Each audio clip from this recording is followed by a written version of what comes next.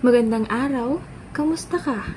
Isa ka rin ba sa nagkaroon ng ubo, sipon o di kaya lagnat nitong mga nakaraang linggo o araw?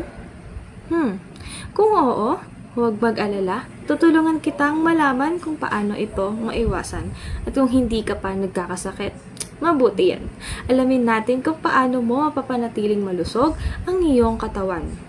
Sa ating health lesson ngayon, pag-uusapan natin kung paano iwasan ang flu-like illnesses lalo na tuwing may sakuna o biglang pagbabago ng panahon katulad ngayon.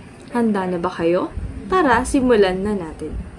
Simulan natin kung ano ang flu-like illnesses. Ang flu-like illnesses ay mga sakit na may sintomas ng ubo, sipon, lagnat, at pananakit ng katawan. Madali itong makahawa, lalo na kapag siksikan tayo sa isang lugar o kulang tayo sa tulog at pahinga. Pero huwag kang mag-alala dahil may mga ilang tips para makaiwas dito.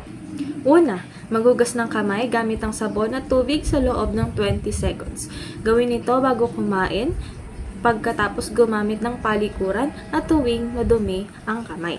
Pangalawa, takpan ng bibig at ilong kapag umuubo o bumabaheng.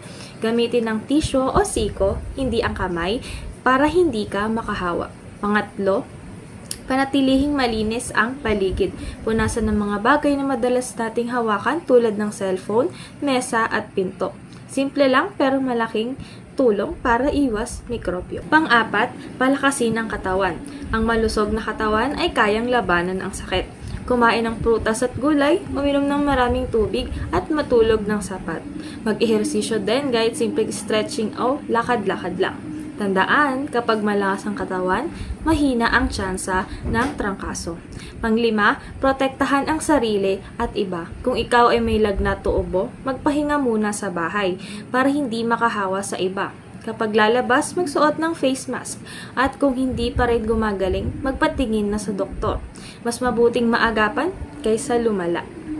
Ako po si Pamela Rohel at laging paalala sa inyo, kalusugan muna bago ang lahat. Yun lang. Paalam!